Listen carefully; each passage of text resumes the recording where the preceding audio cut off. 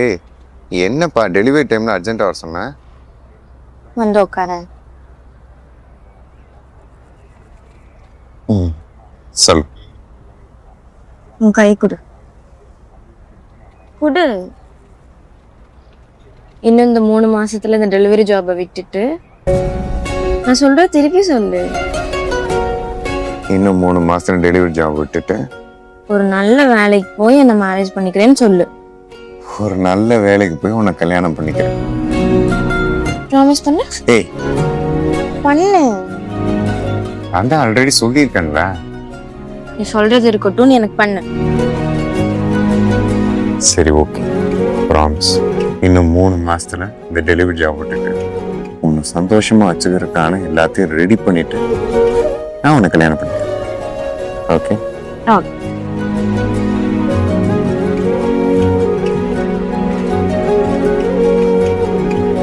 சரி வா, 3 மாசத்துக்கு அப்புறம் நீ கல்யாணம் பண்ணிக்கோ. இப்போ நான் அவனை கல்யாணம் பண்ணிக்கிறேன். எது? வாடா.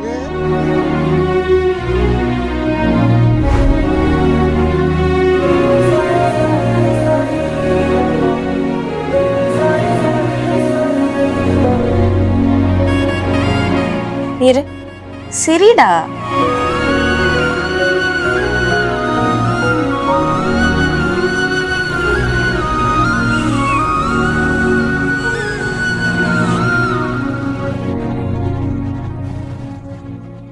கீழே குனி.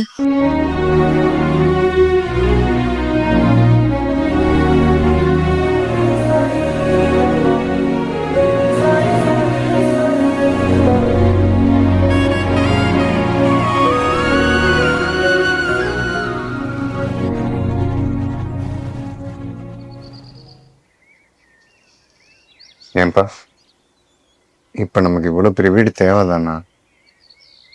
சின்ன வீடாக பார்த்துருந்துருக்கலாம்ல. நான் தானே உனக்கு கல்யாணம் பண்ணேன். எனக்கு பிடிச்ச மாதிரி நான் பார்த்துருக்கேன். நீ கல்யாணம் பண்ணதுக்கு அப்புறம் உனக்கு பிடிச்ச மாதிரி பார்த்துக்கோ.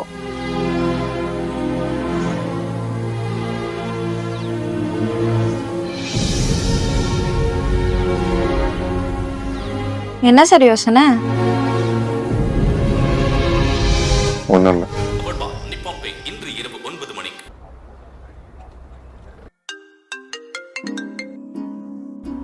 சத்யா, சொல்லுப்பா. காலையிலேருந்து ஒரு ஆர்டரும் இல்லை. நைட்டு ஃபுல்லாக ஓட்டினா ஏதாவது தேரும்.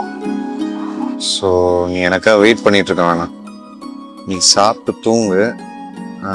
டோரை லாக் பண்ணிட்டு சேஃபாக தூங்கு. என்கிட்ட ஸ்பேர் கீ இருக்கு, நான் பார்த்துக்கிறேன்.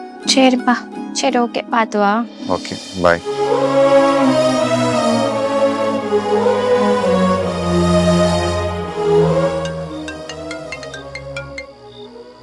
சொல்லுடி. ஏய் சத்யா, நாளைக்கு ஒர்க் ஃப்ரம் ஹோம்னு சொல்லி ஓபி அடிக்காம ஆஃபீஸ் வந்து சேரு. நாளைக்கு புது டிஎல் வராங்க. அப்படியா? அப்போ கன்ஃபார்ம் ஒர்க் ஃப்ரம் ஹோம் தான். ஏய், அந்த புது டிஎல்லே நீதான். உனக்கு தான் ப்ரமோஷன் கன்ஃபார்ம் பண்ணிருக்காங்க. என்ன சொல்ற? கான்ஃபிடென்ஷியல், யார்கிட்டயும் சொல்லக்கூடாதுன்னு சொல்லியிருக்காங்க. நீ என் ஃப்ரெண்டுங்கிறனால நான் சொல்றேன். சர்ப்ரைஸ் எல்லாம் பிளான் பண்ணிருக்கோம். மறக்காம நாளைக்கு சரி சரி ஓகே வந்துரு. ஓகே? சரி சரி இரு.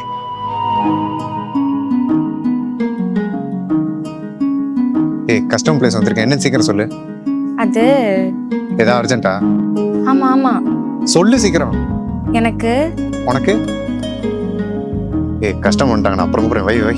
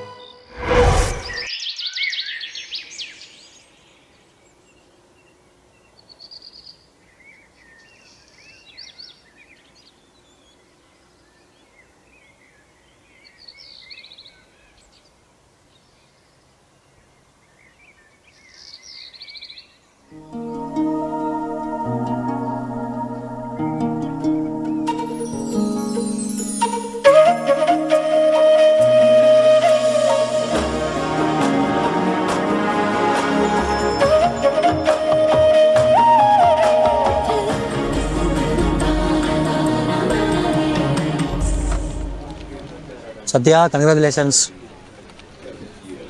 தேங்க்ஸ்டா. ஏய் ப்ரமோஷன் கிடைச்சிருக்கு, என்ன இவ்வளோ அப்செட்டாக இருக்க? என்னாச்சு? என்ன டெலிவரி போகாம இங்கே படுத்துருக்க? ஒன்றும் இல்லடா. நீ ஒன்றும் இல்லடான்னு சொல்லும் போதே தெரியுது ஏதோ இருக்குன்னு. சொல்ல, என்ன பிரச்சனை? இல்லடா, அவ வீட்டில் அவ ரொம்ப வசதியாக வளர்ந்த பொண்ணு. சொன்னா நம்ப மாட்டேன், 2 மாசத்துக்கு முன்னாடி கூட ஒரு புது வீடு வாங்கினாங்க. அவ்வளோ வசதியாக அவ்வளோ சந்தோஷமா பார்த்துக்கிட்டாங்க. நான் என்ன அவன்கிட்ட அது வேணும் இது வேணும்னா கேட்டேன். அதான் நானே எல்லாம் பார்த்துக்கிறேன்டா. அப்புறம் என்ன அவனுக்கு? எப்போ பாரு டெலிவரின்னு சுற்றிக்கிட்டு இருக்கான். உன் வேலை என்னாச்சு? ஒரு ஆஃபீஸில் ஃபைனல் இன்டர்வியூக்கு வெயிட் பண்ணிட்டு இருக்காங்க. அவங்க இந்த மந்த் அடுத்த மந்த்னு இழுத்துக்கிட்டு இருக்காங்க. சரி சரி சரி, உன் ஹஸ்பண்ட் கிராஃபிக் டிசைனிங் ஃபீல்டு தானே? ஆமாம்.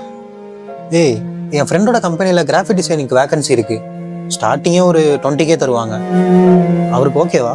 மச்சான், எக்ஸு கடை, லேசர் பண்ணிட்டு ஒர்க்கு எதுவாக இருந்தாலும் பரவாயில்லடா. மாதம் ஒரு 15,000 ரூபா சம்பளத்துக்குள்ளே இருக்க வேலையாக இருந்தால் அப்படியே மேனேஜ் பண்ணிக்கணும். ஓகே தான். சரி இரு, நான் பேசிட்டு சொல்கிறேன். சரி, நான் பார்த்து சொல்கிறேன். சரி, சொல்லிடுறேன். சரிடி, ஃப்ரெண்ட்டை பேசிட்டேன், ஹஸ்பண்ட்டை சொல்லிட்டு என்னன்னு பார்க்க சொல்லிடுறேன்.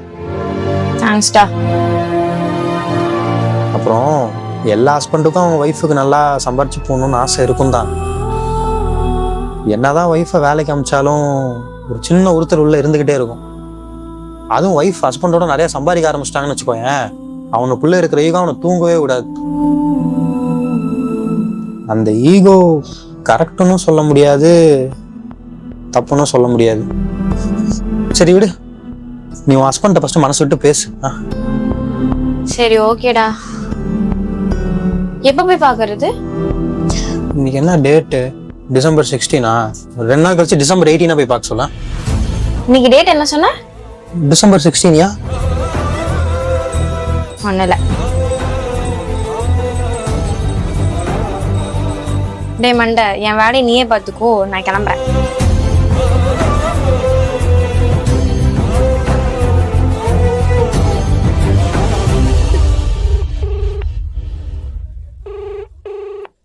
நீங்கள் அழைக்கும் நபர் பதில் அளிக்கவில்லை.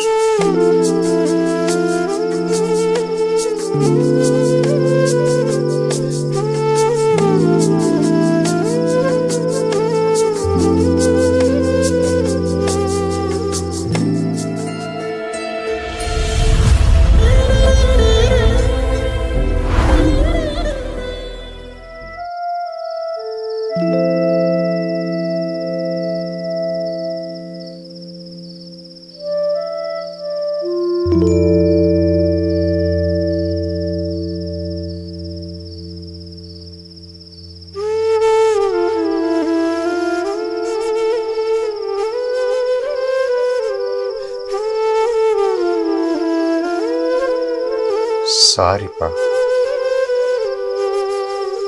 என்னால் முடியல. எனக்கு நிறைய ஒர்க் டென்ஷன். உன்னை நல்லா பார்த்துக்கணும்னு நினச்சி ஓடி உன்னையே பார்க்க மாட்டேன்டா.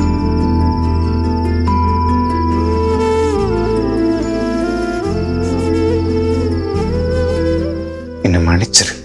நான் கேட்டேன்னா உங்ககிட்ட இப்பெல்லாம் இருந்தேன். கேட்கல, ஆனால் இதெல்லாம் நான் பண்ணணும்ல. எப்பா சாமி, நீ லவ் மட்டும் கூட எனக்கு போதும். ஓகே. நைட்டு 7 மணிக்கெலாம் நீங்கள் வந்துடணும். ஓகே. சண்டே டெலிவரிக்கு போகக்கூடாது. ஓகே.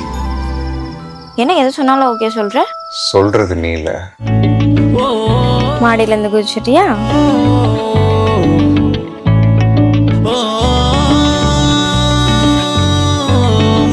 நீ அப்புறம் குதி, இப்போ பசிக்குது. கேக் சாப்பிடலாமா?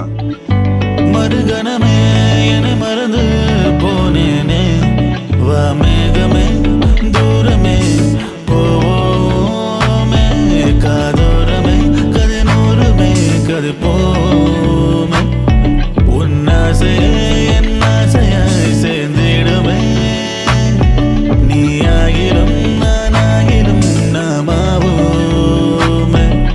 நான் உனக்காகத்தானே, நான் உயிராக தானே, நான்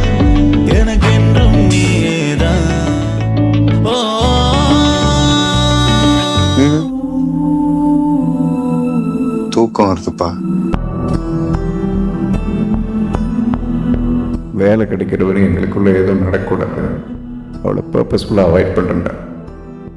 அவளை ரொம்ப கஷ்டப்படுறான்.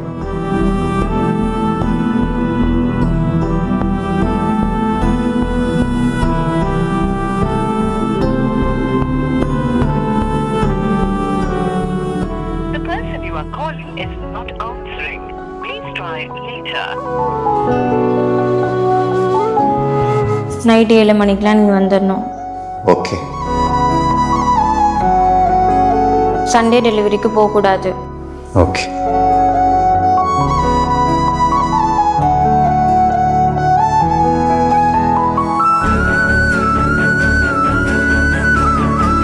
என்ன எது சொன்னாலும் ஓகே சொல்கிற? சொல்றது நீ இல்லை.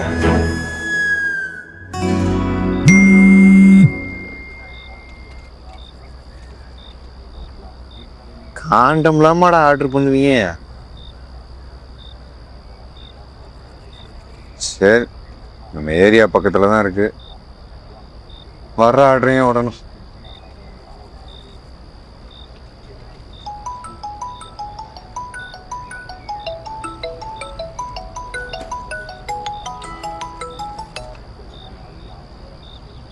ஹலோ விஷ்ணு, நீங்கள் என்ன ஃபைனல் இன்டர்வியூக்கு வெயிட் பண்ணிட்டு இருக்கீங்களா? ஆமாம் சார், அப்ளை பண்ணி ரொம்ப நாள் ஆச்சு. ஆக்சுவலாக ஃபைனல் இன்டர்வியூ முடிஞ்சு நீங்கள் செலக்ட் ஆகிட்டீங்க. கம்மிங் மண்டே வந்து ஜாயின் பண்ணிக்கிறீங்களா? Okay sir, sure sir. Monday 9 o'clock office வந்துருங்க. Sure sir. Congratulations. Thank you sir. Thank you.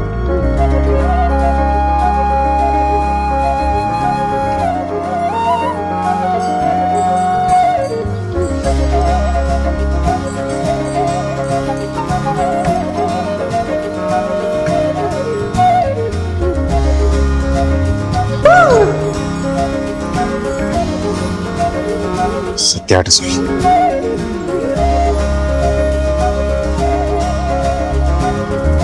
Is speaking to someone else. You can wait or call again later. आपने जिस व्यक्ति को कॉल किया நேரில் பார்க்கும்போது அவருக்கு சர்ப்ரைஸாக இருக்கட்டும். நேரில் சொல்லி. ப்ரோ எவ்வளோ நேரம் ப்ரோ? பிரதர், நான் ஆர்டர் வாங்கிட்டேன். ஒரு 2 minutes வந்துடுறேன். சரி, வீட்டுக்கு வந்துடாதீங்க. லொக்கேஷனுக்கு முன்னாடி ஒரு 2 வீடு தள்ளியே நில்லுங்க. பக்கத்தில் ஒரு காலி இடம் இருக்கும், கார்லாம் கூட இருக்கும். நம்ம தெருவில் யார் காண்டம் ஆர்டர் பண்ணிடுறது?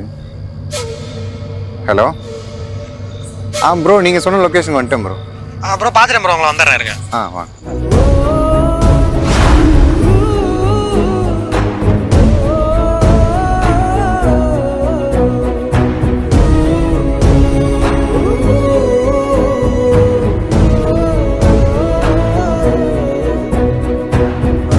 Thank you bro.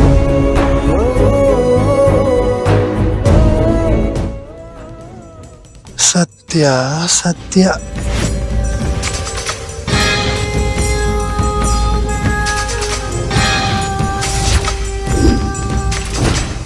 ஓரமா புரியாம ஓம் புருஷன் சோத்து எடுத்துட்டு எங்கெங்கயோ சுத்திட்டு இருக்காங்க. பைத்தியக்காரப்ப. எதுக்காக கிட்ட வந்தாளோ, எது தேடி விட்டு போனாளோ, விழுந்தாலும் நான் உடைஞ்சே போயிருந்தாலும் உன் நினைவிருந்தாலே போதும், நிமிர்ந்திடுவேனே நானும். அடக்காதல் என்பது மாயவலை, சிக்காமல் போனவன் யாரும் இல்லை, சிதையாமல் வாழும் வாழ்க்கையே தேவையில்லை. அடக்காதல் என்பது மாயவலை, கண்ணீரும் கூட சொந்தமில்லை, வலியில்லா வாழும் வாழ்க்கையே தேவையில்லை.